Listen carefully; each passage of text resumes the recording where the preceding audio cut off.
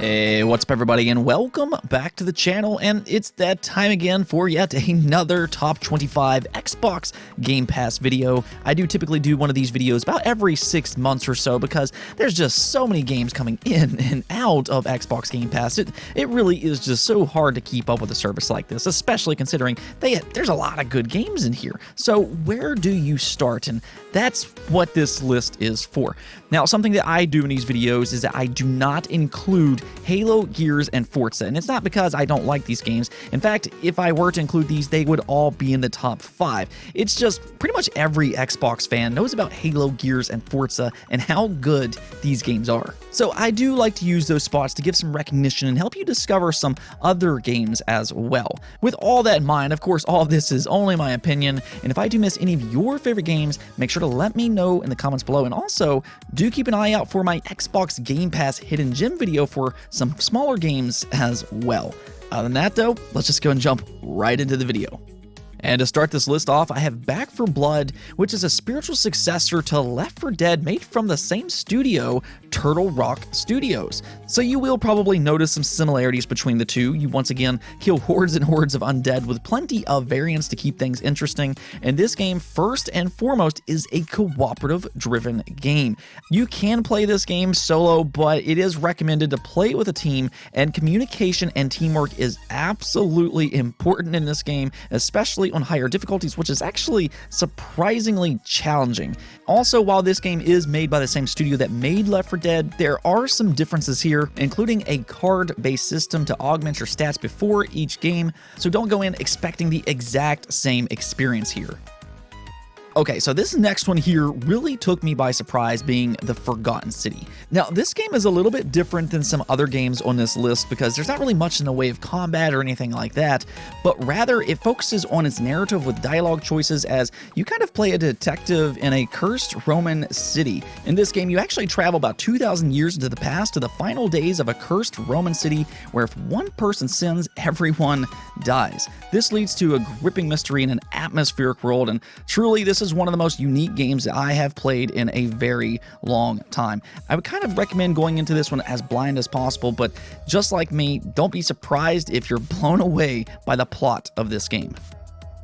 And here I have a couple of beat-em-up style games, being Streets of Rage 4 and then Battletoads. Both of these games are coming from legendary franchises, and even all of these years later, they still play absolutely fantastic. Now, Streets of Rage 4 is probably the better brawler of the two, as this is really the main focus of this game. You can play as several different characters, all of which have their own unique abilities. The level design is absolutely fantastic, and there's a lot of combo combinations that you can play around with. Now, Battletoads is more of a multi-genre style of game with some platforming. Of course, you got the beat-em-up style sections, and then you also have the infamous turbo tunnels that everybody used to love to hate back in the day. And while they did bring that back, and of course it's just as challenging as ever, but this time with a twist. It also has a surprisingly good story that kind of plays out like an old cartoon. Unfortunately though, Battletoads only has local co-op, whereas Streets of Rage 4 has online and local co-op.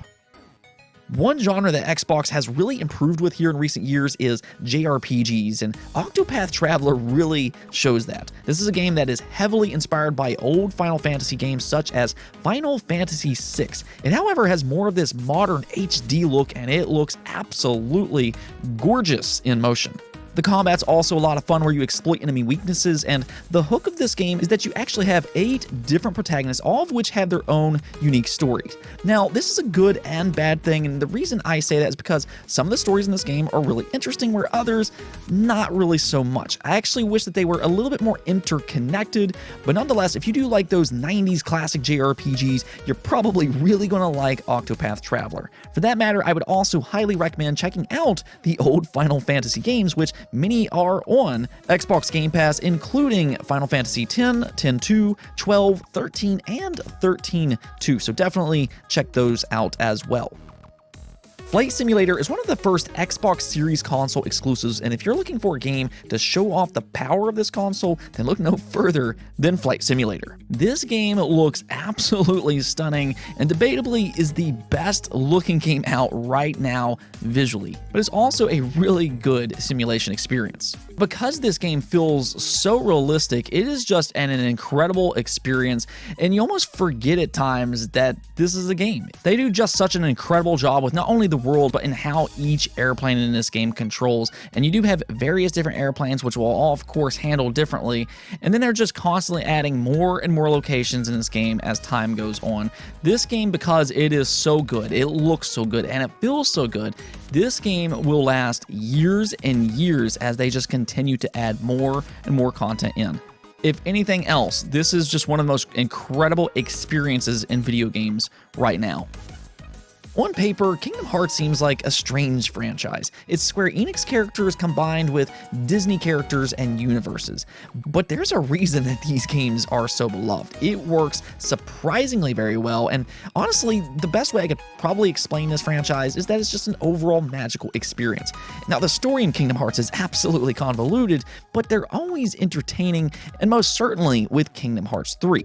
They really ramped up the production values with Kingdom Hearts 3, and this game visually looks really good. It also has flashy and fun action-based combat, the universes is absolutely magical, and truthfully, I would recommend everybody at least try this franchise once. Just kind of keep in mind that every single game in this franchise is important to the overarching story. Sea of Thieves is one of those games that just continues to get better and better as time goes on. This is a game when it first launched, it was heavily criticized for its lack of content, but now that's a thing of the past as they have continued to update this game more and more throughout the years, and it really shows why it is such a unique and thrilling experience. Sea of Thieves really plays like nothing else in the market, especially when it comes to those naval battles that can be an absolute rush. Of course, now there's plenty of other things to do, including hunt down treasure, you can go out fish, you can have pets, there's raid style of battles, you can do some PvP, there's a story mode in this game, and they even managed to add a Pirates of the Caribbean expansion. Yeah, this game has drastically improved to the point that it's one of the most unique and fun experiences that you can play on the market. Next up here, I have Scarlet Nexus, which is this really interesting anime-style action RPG. This is actually one of the better action-based games in the market, with a mix of telekinetic powers as you throw things from afar, and then you can get close and personal with that hack-and-slash style of combat. Everything just feels so smooth and powerful in this game, and it also does have a lot of content as well. You do have 2 separate campaigns, each with its own unique character to play as, and I would just say that Scarlet Nexus does everything really well. It's got fun combat, interesting story and characters, and there's even a social aspect to this game where you can bond with the different characters in the universe. This next one here might be a little bit of a surprise for some people, but Bug Fables really had an impact on me. For a long time, fans have been asking Nintendo to make a sequel to the classic Paper Mario experience, and for whatever reason, they just keep experimenting with that franchise, but thankfully, we now have Bug Fables, which takes that original formula, and they just absolutely run with it. I mean, sure, this game wears its heart on its sleeves. It has a similar art style, the turn-based combat feels familiar with that interactive element to it where you have to hit different button inputs at specific times, and it even has a badge and medal system to where you can alter your character's stats. But even though this game feels familiar, Bug Fables does everything so masterfully. Even the story I found to be interesting in this game, and if you are looking for a challenge, you can ramp up the difficulty as well, and it does offer a good challenge for fans of turn-based RPGs. Now, if you're looking for a good single-player driven experience, I have Star Wars Jedi Fallen Order, which is an interesting one because this is coming from the Star Wars IP, but you don't necessarily have to like Star Wars to enjoy this game. Quite simply put, this is just a good game, period. It has a good story, it's got rewarding combat that feels kind of like Dark Souls, and then you have that movement system that kind of works like Titanfall, which does make sense considering this is coming from the same developer. When you combine all of these different aspects, though, it just makes for a really good game, and for that matter, because Respawn Entertainment is so highly talented, I'm going to go ahead and recommend Titanfall 2 as well, which is also an Xbox Game Pass. That is one of the better first-person shooters in the market, with a great movement system and a surprisingly really good single-player campaign.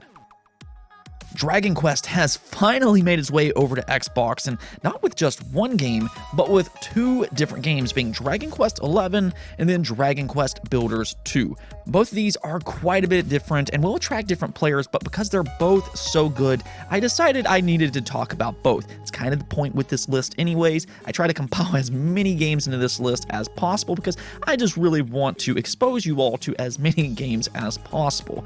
With Dragon Quest XI, though, this is more of your classic JRPG that feels like a game straight from the 1990s. You set out on a grand adventure, you meet a colorful cast of characters, you have that turn-based combat, and really, there's a reason that fans consider the 90s the golden era of JRPGs. There's just a ton of timeless classics coming from that era, and I think Dragon Quest XI fits right in. Now, when it comes to Dragon Quest Builders 2, this game is actually more similar to Minecraft, but this is also a legitimate JRPG. It does have a focused story, and unlike Minecraft, they actually give you a lot of different tasks. You're not just simply doing your own thing and kind of creating your own fun. There is goals in this game, and I actually do prefer this. This game may not be as widely recognized, and the combat isn't necessarily complex or anything, but this game is charming, and whether you like JRPGs or just building things, Dragon Quest Builders 2 is quite a good game. I've been playing Xbox games since the original Xbox, and Killer Instinct apparently is one of my most played games ever in Xbox history, and that is for a very good reason. This game, in my opinion, is one of the best fighting games to ever exist. It actually is my personal favorite, and this is really for a lot of different reasons. Most importantly, it's just the overall mechanics of the game. See, unlike other games, you're not just simply focused on getting the longest combo ever, but rather there's a big mind game in the middle of combos. In Killer Instinct, you have an opener, a linker, and an ender. Now, your ender is going to be where you max out your damage, but the thing about this game is that your opponent can also do a combo breaker. This is where they try to predict if you are using a heavy, medium, or light attack, and if they get it right, they will break the combo. Now, you can also play mind game with them and do a counter combo breaker. This is a really interesting and unique mechanic that really adds just an extra layer to a fighting game like this. It is quite an incredible sensation, and then it also has one of the most amazing cast of characters that I have seen in a fighting game. There's a wide variety of characters here. You can play as a robot dinosaur, a killer toad, you can play as Arbiter from Halo, and each individual character plays so vastly different. Truly, if you like fighting games at all, you absolutely need to check out Killer Instinct. Xbox is quickly becoming a powerhouse for Western RPGs, and I think you can really see that with games like Fallout 4 and then The Outer Worlds, both of which are now officially owned by Microsoft. Microsoft, of course, did acquire Obsidian Entertainment and Bethesda, two of the best Western RPG developers. Now, Fallout 4 is going to be the more widely recognized game here. This is a Western first-person shooter RPG where you play in an apocalyptic wasteland as a nuclear bomb devastates Boston. You wake up in a vault sometime after the nuclear bomb hits, and then you have to set out to find your family. Everything that ensues from this point forward is all your choice. You have a vast open world to explore, you have plenty of choice with dialogue options, and you can build the character that you want to build. They give you the freedom to choose, all of which feels satisfying. But then you also have The Outer Worlds, which was actually created from the same developers that worked on Fallout New Vegas. Instead of being located in an apocalyptic wasteland, though, this is actually more of a sci-fi adventure where you travel planet to planet. You have memorable companions that will come along with you, satisfying first-person shooting combat, and whether you want to be a hero that saves the universe or a bumbling idiot that just fumbles and bumbles your way through, the choice, again, is completely yours to make. Hellblade is a game that really took me by surprise. When you first look at this game, you might think it's a big AAA experience, but actually this game was made by a small team of about 15 developers over at Ninja Theory. I mean, again, when you look at this game, the visuals look really good, and the animations are some of the best in the entire industry. They did a phenomenal job with this game, and I have to really credit not just the writing and storytelling, but also the actress Melina Jorgens. I think she really sells the experience of Senua in Hellblade. See, this game does touch up on some mental illnesses, and as you hear all of these voices come through your mind, it's really a surreal experience that makes you feel terror, it makes you feel paranoia, and you always have to question what's real and what's not. It really is one of the better stories in video games right now, though I also think it's a lot of fun to play as well. I don't think Hellblade gets enough credit for its gameplay in specific, but it does have enjoyable hack and slash combat, it's got some puzzle elements to it, and an atmospheric world that really sells you on the overall experience. Have you ever looked at a game and you're just kind of baffled as to why it doesn't get more recognition? Well, Prey's kind of that game. Yeah, you can kind of describe this as an immersive, slow-paced, sci-fi first-person shooter, but that doesn't justify just how good this game is. First off, the level design in this game is quite brilliant in how it works because it gives you a lot of freedom in how you want to play the game. It's got this open-ended design and it really meshes well with the overall enemies and storytelling of this game. Yes, the story itself is interesting, but I think it's the enemies that really stands out to me in this game, especially the Mimic. The Mimic does exactly what it says, where it mimics different pieces in the environment, which always keeps you on your toes. This adds an unexpected aspect to Prey. This is also a stunning game visually, and if you do like sci-fi, do not ignore Prey. Good competitive multiplayer games will bring you back time in and time again, having you sink hours upon hours, and Rainbow Six Siege is one of those games. Not only do I think this is one of the better competitive multiplayer games that you can play in Xbox Game Pass, but quite frankly, I think it's one of the best competitive shooters out right now, period. This is a competitive shooter on a market that is unlike any other. This is a slow-paced game where you play as different operators with their own unique abilities, and you have to take advantage of not only teamwork, but also the different gadgets that you have at your disposal. Like I said though, this is a slower-paced, tactical based game. You're going to have to outsmart the other team by using communication, the excellent and intense sound in this game, and then also the destructive environments that adds a nice little surprise element. Xbox fans know Remedy Entertainment well, as they've made some great exclusives over the years, such as Quantum Break and Alan Wake, but I think Control might be their best work yet. Control is kind of this AAA cinematic Metroidvania style of game. You have various abilities in this game that makes you feel like a superhero as you fly around, build shields out of rubble, you can throw enemies at other enemies, you can manipulate them, and you just feel so powerful and the combat feels incredibly fluid. It gets the fun factor right, but also I really have to praise the environment in this game. They really made the environment feel quite alive in this game, and I mean that quite literally as the building around you morphs.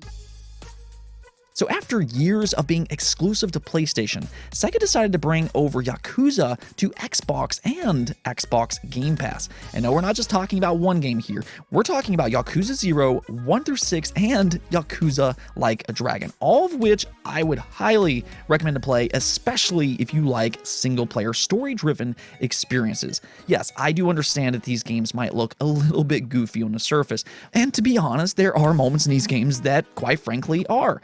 But I'm telling you, if you like story-driven experiences, you need to do yourself a favor and check these games out because they have incredible stories that are gripping and always has you on the edge of your seat. They are filled with twists and turns along the way. They know how to make you laugh. They can make you cry. And these games, in that perspective, are masterpieces. Now, it also helps that these games are fun to play. For the most part, these are beat-em-up brawler style of games outside of Yakuza Like a Dragon, which is actually a turn-based JRPG, both of which are fun and their atmospheric being located in Japan, and there's plenty of things to do in a world with lots of mini games to go through. You don't often see a lot of these fast-paced first-person shooters anymore, and it almost feels like a retro style of gameplay, but with Doom Eternal, it brings these games back in a big way. Doom Eternal from a mechanical standpoint is easily one of the best first-person shooters, not just of recent years, but really of all time. This game handles amazingly well. The guns feel good, your movement is fast and precise, the platforming is also surprisingly really well done in Doom Eternal also, and you also have to play smart in this game. There's a real strategy when it comes to Doom Eternal. You're not just going to be able to go in there and mindlessly shoot everything, but you're going to have to think on your feet and fast to clear a room of all of your enemies. For the most part, I've not really been a big fan of roguelike games, but it seems like this genre has kind of grown on me here recently, especially when you have a game like Hades. To put things short, there's a reason that this game has won so many Game of the Year awards. The main goal of the game is to fight your way out of the underworld, escape your father Hades, and make your way to the surface. The catch is, though, if you die, you have to start all the way back from the beginning, but this never really ever feels all that punishing. There's a few different reasons for this, one being the writing and the characters themselves. Each time you die, you get to talk with the characters in the universe one more time, and it has this overarching story that's really interesting to follow. But then there's also the actual gameplay component. With each playthrough, it does feel different, and the reason for this is because with each room that you clear, you have one of two paths that you can take. Each path will have a different power-up, which means that you will build the character that you want during that given playthrough. Because of this makes each playthrough feel different, and you have to strategize on the fly. The Resident Evil franchise are some of the most beloved horror games ever made. Typically, though, these games have been third-person shooters. However, with Resident Evil 7, this game is just a little bit different. This is a first-person shooter, but this being a horror game, a lot of people even say that this makes for a more immersive experience. And because the level design, the creepy atmosphere, and the well-designed enemies, it will strike terror in your heart. Now, in this game, you will be exploring a haunted mansion in a Metroidvania style of world, and you're going to be evading one of the most terrifying families as you try to find and save your girlfriend. Resident Evil 7 is an unforgettable experience with good gameplay, a great atmosphere, and an overall interesting story.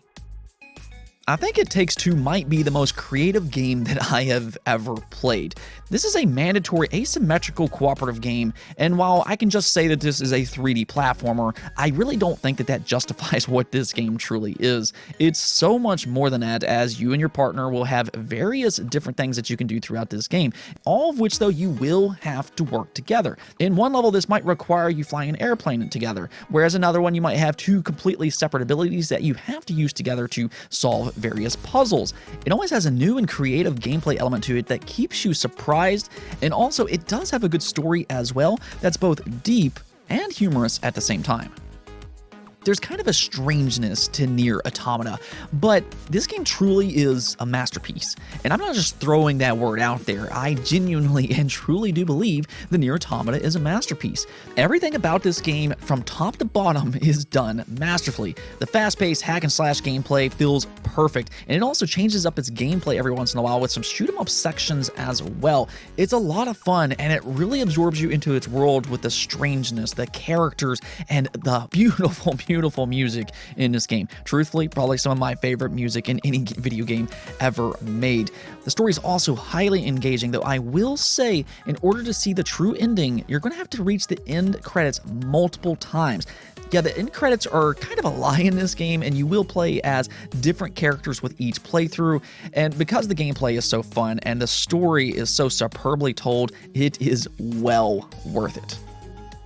I think by this point, we can kind of say that we are in the golden age of Metroidvania style games. And, well, Xbox Game Pass has two of the best the genre has to offer, being Hollow Knight and Ori and the Will of the Wisps. Now, even though these games are in the same genre, though, they are quite a bit different. Hollow Knight really focuses more on its melee style of combat. I would actually say that Hollow Knight is kind of the Dark Souls of Metroidvania games. It's set in a gloomy and dark world, and it's got that risk-reward factor to it. It is quite challenging with its melee-driven combat, but always incredibly rewarding. As for Ori and the Will of the Wisps, this game more focuses on its platforming. But Ori and the Will of the Wisps can stand toe-to-toe with games that solely focuses on 2D platforming alone. That's how good the platforming in this game is, especially with the boss sequences. It is very challenging, but the thing that separates this game is that it also has a really good combat system. This, of course, is a Metroidvania style of game in a gorgeous, stunning world with an emotionally engaging story. And at the #1 spot, I have Psychonauts 2. Now, this is a game that I proudly crowdfunded over on Fig years ago, and I'm so glad that I did because they knocked this game out of the park. The first and original Psychonauts game I already thought was one of the best 3D collectathon platformers ever made, but they took Psychonauts 2 and they just absolutely ran with that original formula. It's got a creative level design where you enter the minds of different characters in the universe. It's got quirky and charming characters, plenty of collectibles to find throughout its universe, and then you just wrap all of this together with its well-told storytelling. Typically, you don't see good storytelling when it comes to a 3D collectathon platformer, but Psychonauts 2 is a rare breed. It does this so masterfully as it touches up on mental illnesses. I also think it has a timeless and charming art style, so do not sleep on this game. To say this game is good is an understatement, and you absolutely need to check it out. Anyways, though, that's it for this list, but if I missed any of your favorite games, make sure to let me know in the comments below. With that said, if you liked the video, don't forget the bell notification and subscribe button for more content just like this. Also, if you'd like to support the channel through Patreon, thank you for making this content possible. Peace out.